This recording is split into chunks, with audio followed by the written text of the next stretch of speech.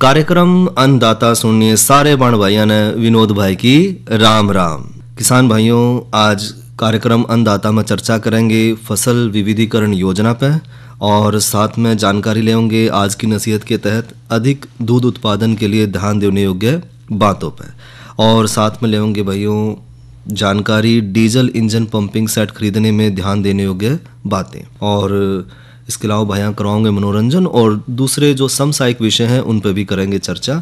और शुरुआत करें भाइयों चर्चा फसल विविधीकरण योजना पे। किसान भाइयों, फसल विविधीकरण योजना की शुरुआत सरकार ने किसानों के लिए कृषि क्षेत्र में बेहतर और आमदनी को बढ़ाने के लिए वर्ष 2020 में शुरू किया। और भाइयों इस योजना के माध्यम से सरकार ने किसान भाइयों को धान की खेती छोड़कर दलहनी फसल जिस तरह की उड़द है, मूंग है, अरहर है, इनकी खेती करने के लिए किसान भाइयों को प्रोत्साहित किया है, क्योंकि धान की खेती में भाइयों पानी की अधिक मात्रा का प्रयोग हुआ है, जिस तरह भूमि जल का जो स्तर है वो बिगड़ता जान लग रहा है। और धान की फसल को छोड़कर जो अलग अलग तरह की फसल है उनको उगाने को ही हम फसल विविधीकरण कहें। और फसल विविधीकरण जो योजना है उसमें किसान भाइयों को प्रोत्साहन राशि भी दी जाओ है। और फसल विविधीकरण योजना के अंतर्गत कम पानी और कम लागत वाली फसलों का उगाना, यही इस योजना का मुख्य उद्देश्य है भाइयों। और इस प्रकार भूजल के जो स्तर है उसको भी हम नियंत्रित रख पाएंगे, और जिस तरह आने वाले समय में भाइयों किसान भाइयों को पानी की समस्या का सामना ना करना पड़े। इसके अलावा भाइयों राज्य सरकार का जो फसल विविधीकरण योजना का मुख्य उद्देश्य है वो किसानों को धान की खेती तय रोककर अन्य प्रकार की जो वैकल्पिक फसल है उनके लिए प्रोत्साहित करना है। क्योंकि भाइयों हरियाणा में दिन प्रतिदिन जो जमीन का पानी है, भूजल है, वो लगातार गिरता जान लग रहा है, जिस तरह आने वाले समय में किसान भाइयों को जल से संबंधित समस्याओं का सामना ना करना पड़े। इसलिए भाइयों धान की खेती करने के लिए जो पानी है वो बहुत ज़्यादा मात्रा में उसकी ज़रूरत पड़े है, और 1 किलो चावल उगाने में लगभग 300 लीटर पानी की जो है हमने ज़रूरत पड़े है, और पानी की भाइयों यह मात्रा बहुत ज़्यादा है। इसलिए जो फसल विविधीकरण योजना है उसके तहत जो है कई तरह की जो फसलें जिस तरह की मक्का है, दलहन है, कपास है, अरंडी है, फल है या सब्जियां हैं, ये कम पानी और कम लागत वाली फसल है, और इससे जो है किसान भाइयों को आमदनी भी ज़्यादा हुआ है। और इसी के तहत जो है सरकार किसान भाइयों को इसमें प्रोत्साहन राशि भी दे हुआ है। और बताया जा रहा है कि जो राष्ट्रीय कृषि विकास योजना है इसके तहत जो है फसल विविधीकरण योजना का फ़ायदा किसान भाई सीधा उठा सके हैं, क्योंकि किसान जो है अधिक लागत वाली जो धान की खेती है उसकी जगह कम लागत वाली फसल जिस तरह की मक्का है उसको उगाने पर हरियाणा सरकार की ओर से 2400 रुपये प्रति एकड़ की जो राशि है वो किसान भाइयों को दी जावे है। और जबकि जो दलहन है जिस तरह की मूंग है, उड़द है, अरहर है, इस तरह की फसलों को उगाने पर किसान भाइयों को 3600 रुपये प्रति एकड़ के हिसाब से सरकार राशि देवा है भाई। इसके अलावा यदि कोई किसान भाई अपने खेत में किसी साल खेती नहीं कर रहा है या किसी कारण जो है वो अपनी कृषि की उपज नहीं ले पाया और उसने अपना पंजीकरण करवा रखा है तो भी उसको 7000 रुपये प्रति एकड़ के हिसाब से प्रोत्साहन राशि मिलेगी। और किसानों को भाइयों धान की खेती छोड़ने पर 7000 रुपये प्रति एकड़ के हिसाब से प्रोत्साहन राशि दी जावे है, और जो अन्य फसल है उनकी खेती पर अनुदान राशि भी दी जावे है। और बात करें भाइयों इस योजना के लाभ की, तो राज्य में भाइयों दिन प्रतिदिन जो जल संबंधी समस्याएं हैं वो बढ़ती जान लग रही है, और इसी के अंतर्गत अगर राष्ट्रीय जो कृषि विकास योजना है उसके द्वारा इस समस्या पर रोक लगाई जा सके है। और हरियाणा सरकार भाइयों प्रोत्साहन राशि जो है मिलने पर किसान भाइयों की आय में भी इसमें बढ़ोतरी हो है। साथ ही साथ भाइयों जल का नियंत्रण बना रहेगा और आने वाले समय में जल से संबंधित जो समस्याएं हैं उनका सामना नहीं करना पड़ेगा। और विविध प्रकार की जो फसलें हैं जिस तरह मूंग है, उड़द है, अरहर है, इसकी मात्रा में भी बढ़ोतरी होगी। और फसल विविधीकरण योजना के अंतर्गत मक्का है, दलहन है, कपास है, अरंडी है, मूंगफली है, फल हैं, सब्जी हैं, इस तरह की जो फसलें हैं उनकी खेती करने पर 7000 रुपये प्रति एकड़ धनराशि किसान भाई को प्रदान करी जाएगी। और साथ में भाइयों जो मक्का की खेती करने पर 2400 रुपये प्रति एकड़ और दलहनी खेती करने पर 3600 रुपये प्रति एकड़ जो है किसान भाइयों को राशि प्रदान करी जाएगी। और यह अनुदान राशि भाइयों केवल 5 एकड़ भूमि तक ही दी जाएगी। और इस योजना का लाभ उठाने खातर जो किसान भाई हैं वो आवेदन कर सकते हैं। और आवेदन के लिए जो पात्रता है, एक तो वो आवेदक हरियाणा राज्य का निवासी होना चाहिए, आवेदक का जो बैंक में खाता होना जरूरी है, और बैंक का खाता आधार कार्ड से जरूर जुड़ा हो। और किसान को जो है पिछले वर्ष की खेती की जो सामग्री है उसमें से 50% भाग से ही अनेक प्रकार की जो फसलों की बुआई करनी होगी, तो ये इसके लिए पात्रता है। और किसान भाई जो हैं फसल विविधीकरण योजना का लाभ लेकर अपनी आमदनी ने बढ़ा सका है। ये तो करीब भाइयों चर्चा फसल विविधीकरण योजना पे। पीएम किसान सम्मान निधि का लाभ 100% अन्नदाताओं तक पहुंचे, इसके लिए केंद्र सरकार द्वारा कई जिलों के हर गांव में चलाई जा रही है पीएम किसान सैचुरेशन ड्राइव, ताकि कोई जरूरतमंद किसान इस योजना का लाभ लेने से छूट न जाए। इस ड्राइव में हर गांव में जिन किसानों के लिए कैंप्स लगाए जा रहे हैं, वहां पटवारी, थलथी, रेवेन्यू ऑफिसर और कृषि विभाग के अधिकारी इस ड्राइव का होंगे हिस्सा। किसान को किसी दस्तावेज की आवश्यकता नहीं होगी। इसमें सभी गतिविधियां पूरी तरह से पेपरलेस यानी कागज रहित होंगी। इस ड्राइव में मोबाइल ऐप बड़ी मददगार बन रही है। इस ड्राइव को 2 आसान ऐप से पूरा किया जा सकता है। इन ऐप्स के इस्तेमाल में हर किसान को 2 से 3 मिनट का समय लगता है। जिस गांव में पीएम किसान सैचुरेशन ड्राइव चलाई जा रही है, वहां कैंप में आए किसानों की भूमि के सत्यापन के लिए पहला ऐप है farmer field verification mobile app, जिसे पटवारी डाउनलोड और ऑपरेट कर सकते हैं। डाउनलोड के बाद सबसे पहले भाषा का चयन करना है। इसके बाद राज्य सरकार द्वारा दिए गए यूजर नेम और पासवर्ड किसानों के लैंड रिकॉर्ड्स हैं। जिन किसानों को इस ड्राइव का हिस्सा होने के लिए बुलाया जाता है, उनसे उनका मोबाइल नंबर लिया जाता है और उनके आधार की स्कैनिंग होती है। लॉगिन के बाद किसान का फोन नंबर और उनका आधार विवरण मोबाइल ऐप पर रिकॉर्ड किया जाएगा। एक बार जब किसान और उनकी भूमि का अधिकारी द्वारा सत्यापन कर लिया जाएगा, तो उससे प्राप्त डेटा संबंधित किसान की सहमति के बाद पीएम किसान सैचुरेशन ड्राइव के अगले स्टेप यानी फार्मर कंसेंट कलेक्शन के लिए उपलब्ध होगा। इस प्रक्रिया को farmer consent collection mobile app संभव बनाएगा। इस ऐप को कृषि विभाग के प्रतिनिधियों के द्वारा डाउनलोड और ऑपरेट किया जाएगा। Farmer consent collector mobile app में राज्य सरकार द्वारा दिए गए यूजर नेम और पासवर्ड के जरिए लॉगिन करना है। ये ऐप सिर्फ इंटरनेट के साथ यानी ऑनलाइन इस्तेमाल किया जा सकता है। कंसेंट कलेक्शन के 2 स्टेप होंगे, आधार इनेबल्ड ई साइन और आधार इनेबल्ड ई केवाईसी। ई साइन के लिए किसानों को किसी भी कागज की जरूरत नहीं है। इसे वो इलेक्ट्रॉनिकली आधार नंबर डालकर कर सकते हैं।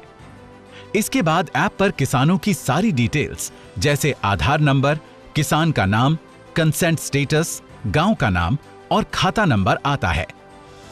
अगले स्टेप के लिए सीक कंसेंट पर क्लिक करना है, जिसके बाद एक कंसेंट फॉर्म आता है, जिसका उद्देश्य है किसानों से सहमति लेना और पीएम किसान से जुड़े किसानों का डेटा जैसे कि आधार और ई केवाईसी को केंद्र और राज्य सरकार के लिए एक जगह करना। फॉर्म में लिखे विषय को अधिकारी द्वारा किसानों को सुनाया और समझाया जाता है। इसके बाद ई साइन की प्रक्रिया होती है, जहां कंसेंट इलेक्ट्रॉनिक साइन से किया जा सकता है, जिसकी वजह से अब पेपर और उस पर साइन की जरूरत नहीं होती। उसके बाद ओके क्लिक करना है। फेस ऑथेंटिकेशन के समय किसानों के चेहरे पर पर्याप्त रोशनी होनी चाहिए। ऐप पर ओटीपी बेस्ड ऑथेंटिकेशन या फेस ऑथेंटिकेशन के सफलतापूर्वक संपन्न हो जाने के बाद बारी आएगी ई केवाईसी की।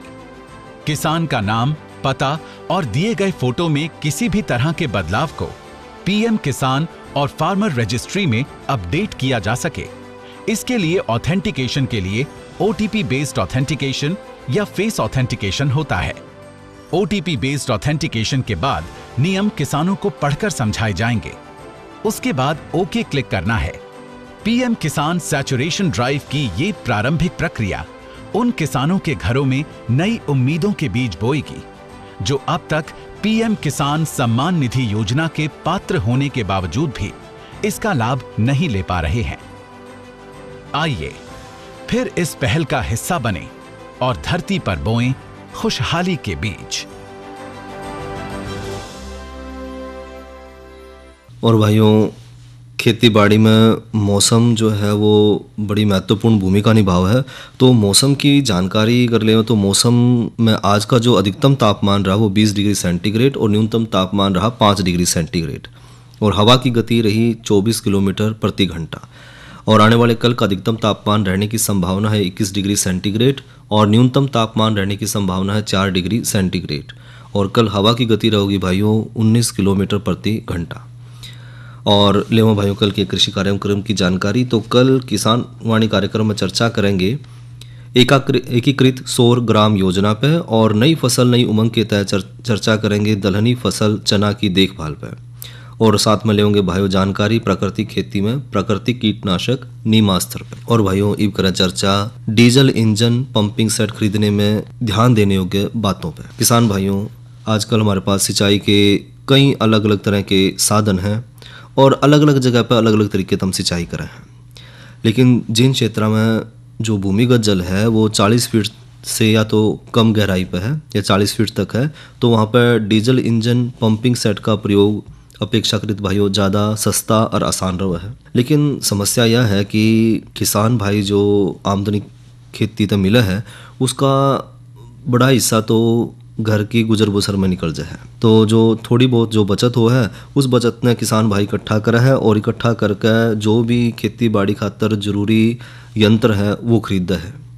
और अगर यंत्र खराब निकल जाए तो किसान भाई दौरे पे पछताने के अलावा फिर कोई जो है साधन नहीं बचता। तो इसलिए जब भी किसान भाई जो है अपनी आमदनी जो उसने इकट्ठी करी है और कोई भी कृषि यंत्र खरीदने खातर बाजार में जान लग रहा है तो उसने कई तरह की समस्याओं का सामना करना पड़ा है, क्योंकि बाज़ार में प्रतिस्पर्धा बहुत ज़्यादा है और भोले भाले किसान ने जो है दुकानदार अपनी मीठी मीठी बातें मुड़ जाकर उस तय घटिया सामान या जो यंत्र है वो उस तय दे दे है। और उसके बाद जब किसान भाई उसने इस्तेमाल करा है और जब बिल्कुल सही ज़रूरत का समय आवा है उस समय वो जब उस यंत्र ने इस्तेमाल करा है तो उसके पास सिवाय पछताने के अलावा कुछ नहीं बचता और अनेक परेशानियों का किसान भाई ने सामना करना पड़ा है। और ज़रूरी है कि कोई भी कृषि उत्पाद है, कोई भी कृषि यंत्र है या कोई भी कृषि तय प्रयोग होने वाली कोई भी वस्तु या सामग्री है उसने खरीदने से पहला किसान भाई उस संबंधित विभाग के अधिकारी से सलाह जरूर ले लें। ये बात कर रहे हैं कि डीजल इंजन जो किसान भाई खरीद रहे हैं तो उसने किन किन बातों का ध्यान रखना है जब वो डीजल इंजन खरीदता है। पहली बात तो भाइयों जब डीजल इंजन हम खरीदें तो उसकी जो अश्व शक्ति है, इनकी जो उसकी हॉर्स पावर है उसका हम चयन कर लें, क्योंकि किसान भाई ने ये तय करना है कि जो इंजन खरीदने जान लग रहा है उसने अपने कितने क्षेत्र में सिंचाई करनी है उस इंजन तय। अगर क्योंकि बाज़ार में तो सभी कंपनियों के सभी तरह के हॉर्स पावर के इंजन उपलब्ध है, तो किसान भाई की ज़मीन कितनी है, उसकी बोरिंग का आकार कितना है या जो उसका जो सेंट्रीफ्यूगल पंप है उससे निकलने वाले पानी की मात्रा उसने कितनी चाहिए, इन सब बातों का ध्यान देखकर उसने जो है सही हॉर्स पावर का जो इंजन है या जो पंप है वो खरीदना है। अगर अपनी ज़रूरत से ज़्यादा हॉर्स पावर का इंजन खरीद लिया तो उसमें डीजल की खपत ज़्यादा होगी और धन की बर्बादी होगी। और इसके विपरीत अगर किसान भाई ने कम हॉर्स पावर का इंजन खरीद लिया और कम हॉर्स पावर का इंजन और पंप खरीदा तो इंजन जो है वो अधिक भार उसके ऊपर आ जाएगा और ज़्यादा भार होगा तो इंजन जल्दी ख़राब हो जाएगा। तो दोनों ही तरह की समस्या है, तो सही चयन हमने करना है कि कितनी हॉर्स पावर की हमने ज़रूरत है, कितनी हॉर्स पावर का इंजन और पंप सेट हमने चाहिए। दूसरा भाइयों इंजन का जो हमने चयन करना है उसमें ये देखना है कि किसान भाई जो इंजन या जो पंप सेट खरीदने जान लग रहा है उसका उपयोग उसने सिंचाई के अलावा किसी और काम में भी करना है, जिस तरह की जनरेटर चलाना है या निकट भविष्य में उसने अपना काम बढ़ाना है, तो वो पहले ही सोच कर चले कि उसने ज़्यादा हॉर्स पावर का ही इंजन लेना है, यानी कि 10 से 15% अधिक हॉर्स पावर का अगर इंजन खरीदेगा तो वो फायदे में रहेगा। और इसके अलावा ध्यान रखना है कंपनी का चयन भाइयों, क्योंकि बाज़ार में अलग अलग कंपनियों के इंजन अलग अलग हॉर्स पावर के उपलब्ध हैं। और जब भी हम इंजन खरीदने जाओ तो इन बात का ध्यान रखें कि उसकी कीमत कितनी है, उसमें डीजल की खपत कितनी होने लग रही है, इंजन में आने वाली जो खराबियां हैं वो कितने समय अंतराल पाव हैं और इंजन की रिपेयर है या उसका जो रख रखाव है उस पर कितना खर्चा आएगा। इसके अलावा भाइयों इंजन जो निर्माता या जो डीलर हैं उसके बारे में भी पूरी जानकारी जरूर ले लें, क्योंकि भाइयों कई बार जब किसान भाई दुकान पर जावा है तो दुकानदार जिसमें उसका कमीशन ज़्यादा है वो पंप सेट या इंजन उसने दे दे है, जिसमें किसान भाई बाद में पछतावा है। तो हमेशा कोशिश करें कि जो अच्छी कंपनी है, जो प्रसिद्ध कंपनी है, उनके ही इंजन खरीदें, क्योंकि सस्ते इंजन के चक्कर में कई बार हम कि भाई कम पैसा खर्च होगा, चलो सस्ता इंजन ले लो, और सस्ता इंजन हमने ले लिया, बाद में फिर उस पर उतना ही खर्चा ज़्यादा होगा। इसलिए एक ही बार में जो अच्छी कंपनी है उसका इंजन ले हुआ है, क्योंकि जो प्रसिद्ध कंपनी है, बड़ी कंपनी है, वो अच्छा माल बना कर कम लाभ पे बेचे हैं और अपनी कंपनी की साख बनाए रखने खातर जो वो अच्छी चीज़ दे हैं, जिससे किसान भाई जो है लंबे समय तक निश्चित रहे और उसका फ़ायदा ले सके। साथ ही साथ किसान भाई इस बात का भी ध्यान रखें, क्योंकि गांव में बहुत सारे किसान भाइयों द्वारा डीजल इंजन के जो पंप सेट हैं वो काम करने लग रहे हैं, तो आपस में भी एक दूसरे से बात करके देख लें कि भी किसका पंप सेट कंपनी का ज़्यादा बढ़िया चल रहा है और किस में जो है खराबियाँ लग रही हैं। तो इस तरह भी एक दूसरे से बात करके आसानी तम अनुमान लगा सके हैं कि उन्हें किस कंपनी का इंजन या पंप सेट हमने लेना है। साथ ही भाइयों, किसान भाई इस बात का भी ध्यान रखें कि जो इंजन है अगर वो ख़राब हो जाए, क्योंकि एक इंजन एक मशीन है तो स्वाभाविक उसका ख़राब होना स्वाभाविक है, तो इंजन के जो पुर्जे हैं, उसके हिस्से हैं, वो आसानी तो बाज़ार में मिल जाए, जब हमने ज़रूरत हो उस टाइम मिल जाए, और उसकी जो मरम्मत करना है वो भी बड़ा आसान हो। इन बातों का भी हमने ध्यान रखना है। इसके अलावा भाइयों, जो जब भी हम इंजन और पंप सेट खरीदें तो जो स्थानीय डीलर है उससे ही खरीदें। इसका फ़ायदा ये है कि भाई स्थानीय डीलर से अगर मशीन हम खरीदेंगे तो उसमें अगर मशीन में हमने मरम्मत करवानी है, उसकी सर्विसिंग करवानी है, तो वो आसानी से हम करा सकेंगे। और अगर कई बार हो कि खेत में इंजन है और ख़राब हो गया तो मैकेनिक भी जो है डीलर आसानी से किसान भाई तक जो है मैकेनिक ने भेज देगा और हम अपनी जो मशीन है, इंजन है, वो जो ख़राब हो गया उसने जल्दी ठीक करवा सके। और साथ ही साथ भाइयों, संचालन कीमत भी उसकी कम होनी चाहिए। हमेशा ऐसे इंजन का चुनाव करें जिसमें उसका रख रखाव है, उसको चलाना है, उसकी देखभाल है, उसमें हर चीज़ में खर्च कम आवे। अधिक संचालन कीमत का मुख्य कारण अधिक डीजल और मोबिल ऑयल की खपत है। तो जो मोबिल ऑयल है वो ज़्यादा खर्च होगा, डीजल ज़्यादा लगेगा, तो अपने आप जो है किसान भाई का खर्च बढ़ जाएगा। तो इस चीज़ से हमने बचना है। तो ये तो भाइयों करी चर्चा जो डीजल इंजन पंपिंग सेट है उसको खरीदते समय हमने किन किन बातों का ध्यान रखना है। इब कराओ भैया का मनोरंजन, सुनाइयो लोकगीत। मारी ले गे भैंस बराड़ ताड़,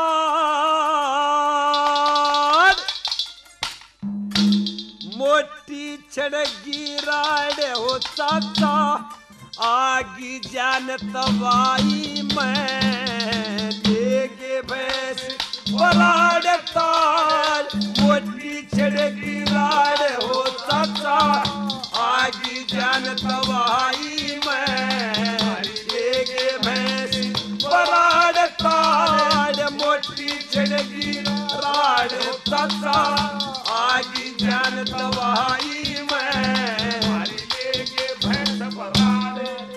जो घर में बैठोगे डर के थारा पंडा छूटेगा मर के, थारा पंडा छूटेगा मर के। न बोली सुन ले कर ध्यान कान, सुन ले कर ध्यान कान, लकड़ेगा नुकसान हो चाचा, श्यानती समाई मैं लेगे भैंस बराड़ ताड़, मोटी छड़गी राड़ हो चाचा, आगी जान तवाई मैं लेगे भैंस बराड़ ताड़, मोटी छड़गी राड़ हो चाचा, आगी जान तवाई मैं लेगे भैंस बराड़।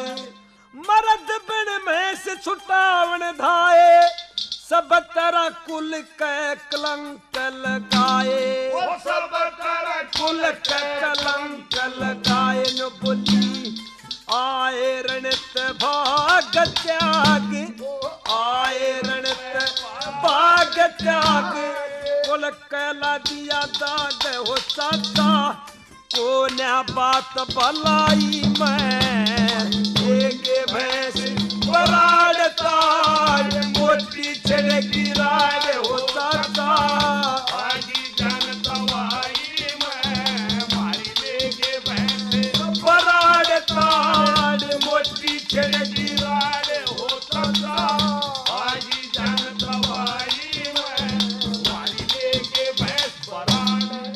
काटे इसे रस्ते में बोए जिस लागे वही रोए, वो जिसके लागे वही रोए यूं बोली ओ लड़ेगा ओ भिड़ेगा, लड़ेगा ओ भिड़ेगा, राम जाए पड़ेगा हो चाचा इस थारे दुख की खाई में, ये भैंस बराड़ ताज मोटी चढ़ेगी राड़ हो चाचा आगी जान दवाई में, ये भैंस बराड़ ताज मोटी चढ़ेगी राड हो चाचा आगी जान दवाई में, मारी लेके भैंस बराड़।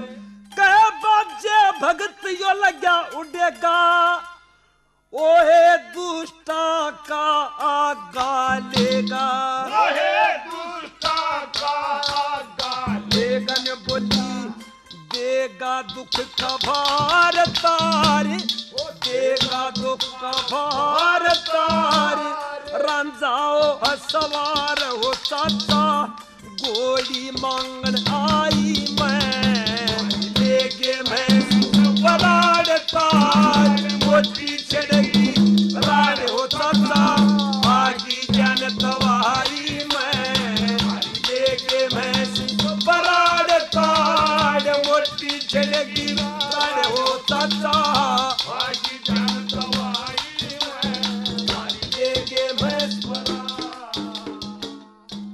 ये तो सुनी भाइयों ने रागणी और गायक कलाकार थे सत्य फरमानिया। और भाइयों इब करा चर्चा आज की नसीहत के तहत अधिक दूध उत्पादन के लिए ध्यान देने योग्य बातों पे। किसान भाइयों, देश में बढ़ती हुई आबादी और घटती हुई जो खेती योग्य ज़मीन है उसमें पशुपालन का महत्व और भी ज़्यादा बढ़ जाए है, और देश में हरित क्रांति के बढ़ते कदम के साथ साथ भाइयों श्वेत क्रांति यानी कि जो दूध की क्रांति है उसने भी अपना पूरा वर्चस्व बनाया है। और आज भाइयों हमारे देश में डेयरी व्यवसाय जिस प्रकार से विकसित हो रहा है इससे इस व्यवसाय के विकास में और आगे भी बहुत अपार संभावना है। और आज भाइयों जरूरत है कि जो डेयरी व्यवसाय है उसको अधिक वैज्ञानिक और लाभकारी व्यवसाय बनाने की। और किसान भाइयों के सामने दूध उत्पादन क्षमता बढ़ाने की कई बार कई कठिनाई आवे हैं जिनमें संतोषजनक सुधार करना बहुत ज़रूरी है। उसके लिए किसान भाई ने कुछ एक बातों का ध्यान रखना जरूरी है कि जो पशुपालक भाई हैं एक तो उत्तम नस्ल के जो दुधारू पशु हैं वो खरीदें। डेयरी व्यवसाय की भाइयों शुरुआती सफलता में उत्तम नस्ल के पशु का चयन बहुत ज़रूरी है। और उत्तम नस्ल में हम देखें तो बड़े पशुओं में जो है मुर्रा, मध्यम पशुओं में महसाना और छोटे पशुओं में जो सुरती भैंस है ये बढ़िया किस्म है। और अच्छे दूध देने वाली नस्लों में जो नीली रावी है वो भी एक प्रमुख किस्म है। इसके अलावा भाइयों देसी गाय में अधिक दूध देने वाली जो नस्ल हैं उसमें साहिवाल, लाल सिंधी, गिर नस्ल की जो गाय हैं वो भी दूध उत्पादन ज़्यादा देवा है। उत्तम नस्ल के अलावा भाइयों हमने ध्यान रखना है प्रजनन प्रबंधन पर भी कि किसी भी पशु के विकास में पशु पर जो प्रजनन है वो बहुत महत्वपूर्ण है, क्योंकि भाइयों उचित जो प्रजनन प्रबंधन है उससे पशु की नस्ल में भी सुधार आवा है और साथ ही जो दूध की उत्पादकता है वह भी बढ़ाई जा सके है। उस खातर ध्यान रखना है कि जो गाय या भैंस है उसके मद में कि जो गर्मी में आवे है तो उसके लक्षण ना बड़े ध्यान से देखें और उसकी गर्मी का जो निर्धारण है वो सही समय पर करें।